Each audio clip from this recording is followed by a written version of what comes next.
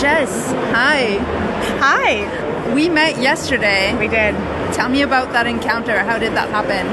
Well, I went to the podcast show in London, this big 2-day industry event for the business of podcasting.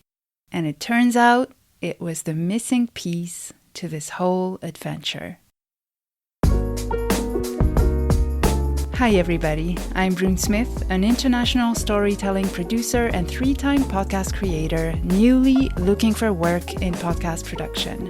This is Podcasting Job, an 8-part series where I take you behind the scenes of my job search in real time. Welcome to the finale. When I started this series just a few weeks ago, I had been a freelancer for a few years, but not at all in podcasting, more in storytelling coaching and book editing, and I was exhausted from the hustle. And I was tired of working by myself. I was more than ready to transition back into a full-time permanent job within a team. I had recently launched my second indie podcast out of my bedroom, and in a rare moment of clarity, I realized that the best way I could contribute on a large scale was to become a professional podcast producer. Oh, and tiny detail, I knew pretty much nothing about the podcast industry. So my quest was based on 2 questions. 1, how is the industry structured? And 2, how do I get a full-time permanent position as a podcast producer? That was the premise, and over the course of this series, you've heard me encounter a teeny tiny problem. Every single person I talked to within the industry equated podcast producer with essentially precarious work. Freelance, short-term, juggling gigs. Ugh, that's just the way it is, I thought. Having no doubt whatsoever that podcast production was my path, I embraced that reality check and tried to envision ways that I could, maybe, after all, still be a freelancer. That was the frame of mind I was in one fine Tuesday evening when I hopped on the Eurostar here in Brussels and headed to London for the podcast show that was about to start the next morning.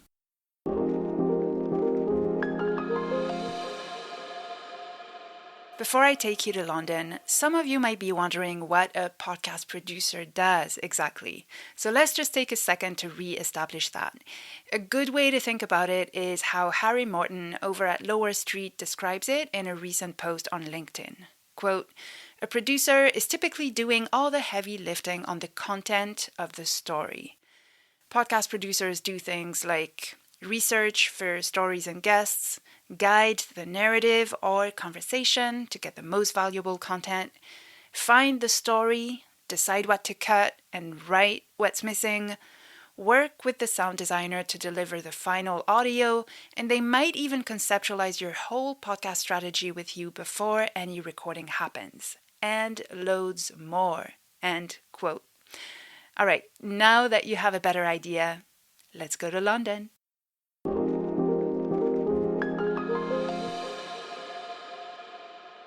Around 8:30 a.m. on the first day of the conference, I'm awkwardly sitting at a table in the networking breakfast room in front of a gluten-free avocado toast and a cup of coffee, when a woman walks up to me and says, "Do you mind if I sit here?" "Please," I say, with a giant smile of relief on my face. She asks me what I do for a living. I explain to her the quest I'm on, and then I say, "What about you?" And she says, "I'm a podcast producer at a tech company." "Wait," I say, "you mean you produce the company's podcast as an employee of the company?" "Yes," she says, and she continues, "I was hired as a copywriter and my role evolved into in-house podcast production." Interesting, I thought. I asked her more about what that looked like on a daily basis, and then she had to go and we wished each other a nice conference. Hearing about that woman's job sort of replanted a seed in my mind. What if permanent producer positions were out there after all? Just not necessarily on job boards and maybe not the main rule of how things have been done so far, but possible? Still, I thought, it's the first time I've heard about that, and it's probably a rare occurrence. I finished my avocado toast, went to a couple of talks, and then I met Canadian freelance producer Jess Schmidt. Here's Jess on day 2 of the conference recounting how we met. Jess, hi. Hi. We met yesterday. We did. Tell me about that encounter. How did that happen?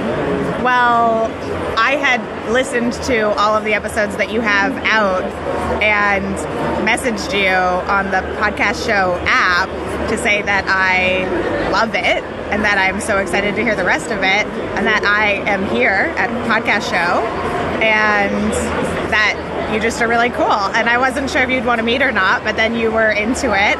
And then we were both going to the same panel. And then it was like really magical. You just like kind of appeared behind me. And then you were like, hi. And I was like, wow, I can't believe I'm meeting you in real life. And it was great. Yeah. I was so excited when I got your message because I never know who, if anyone, is listening. Tell us how you discovered podcasting job. Okay, so I was a judge for the IWPAs, not judging the category that podcasting job was put in for. The International Women's Podcast Award. Correct. But I'm friends with one of the other judges, and she sent me some shows that she had judged that she thought I'd be interested in, and one of the shows that she sent me was podcasting job. This is one thing that has amazed me throughout this whole journey. The fact that when you take relentless action in the direction of your dream, inevitably something or someone will respond to one of your actions. I entered the awards thinking, I just want to get a couple more years on this within the industry. And then the universe delivered Jess, who is a much bigger win than any kind of award. The fact that she's Canadian might have something to do with the fact that we really hit it off and we ended up spending the rest of the conference together. She shared with me her 5-year experience as a freelancer, and she confirmed to me most of what I had gathered about the industry over the course of this series, and she expanded my knowledge. And even better, she started introducing me to other producers at the conference and outside of it. I really got a sense that finding the right kind of work for you, especially in creative industries, is really all about relationships, more so than applying to jobs online. It's about who you meet, who you build trust with, who you get to help yourself or just have a good time with, and who will think of you when they hear about a job opportunity that's really aligned with who you are. Now, in terms of the content of the conference, I didn't learn a ton more than what I had discovered with my own research, but it was really useful to attend panels to just confirm my take on things and solidify how I want to operate moving forward.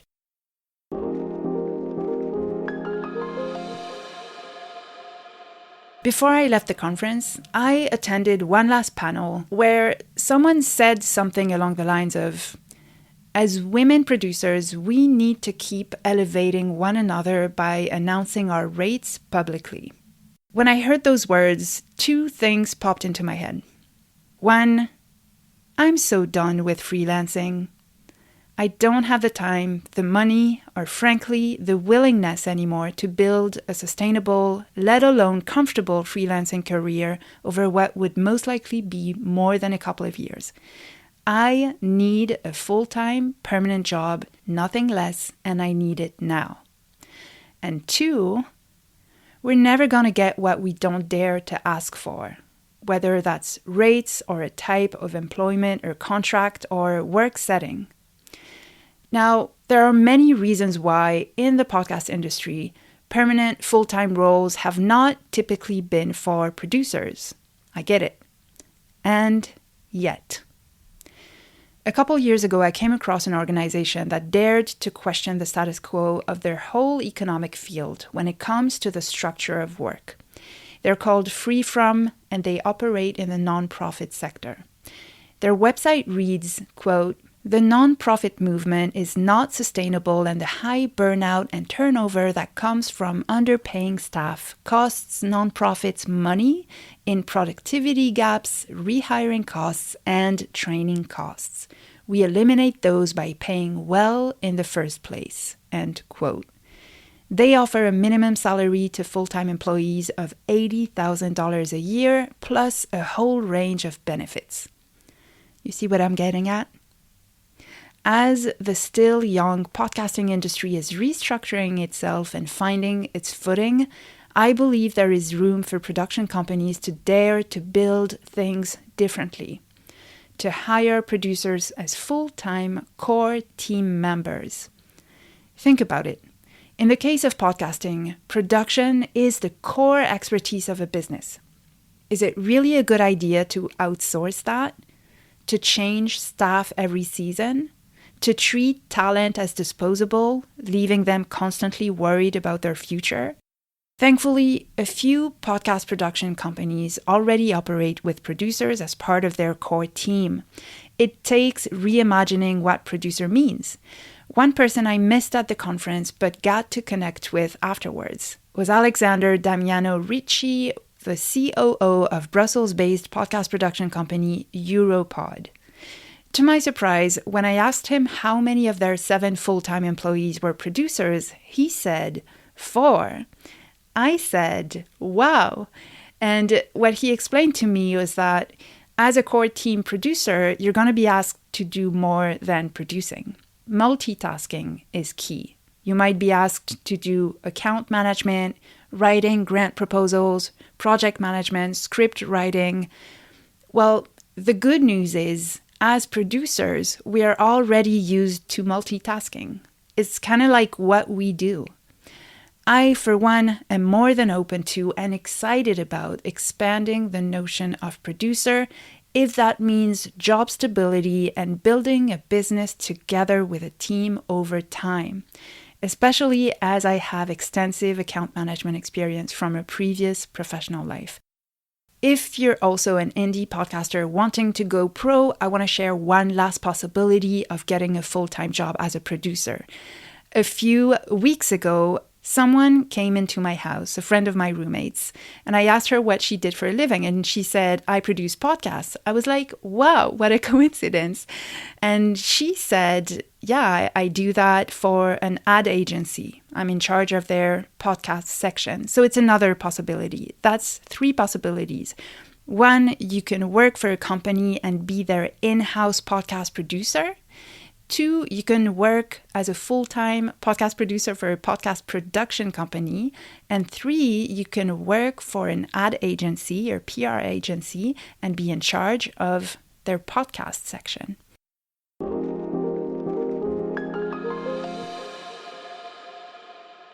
All right, so as you gathered, as of this recording, I haven't been hired yet. But the great news is, when I am, I will come back here and record a bonus episode for you, letting you know all about how it happened. So make sure you follow or subscribe to the podcast so that you know when the good news drops.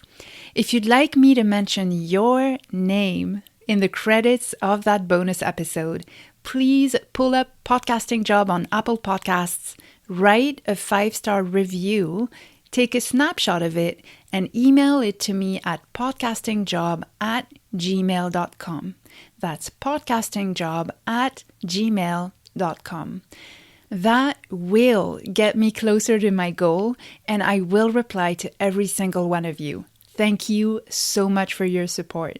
If you want to keep in touch, I would love to hear from you, whether that's this year or the next, please reach out on LinkedIn, say hi. And if you want to follow the rest of my adventures, you can subscribe to my weekly Substack publication at brunesmith.substack.com. The link is in the show notes. While I haven't found my dream job yet, before I go, I just want to share with you 5 of the many things I got out of producing this series. 1, I got extra confidence in my skills and in my ability to network my way into a great job. 2, the immense satisfaction of having seen this bold and vulnerable project through, even if it took a different route than I expected. That's usually how things go. I got to exercise that muscle of pivoting, going with the flow, and finishing what I had started.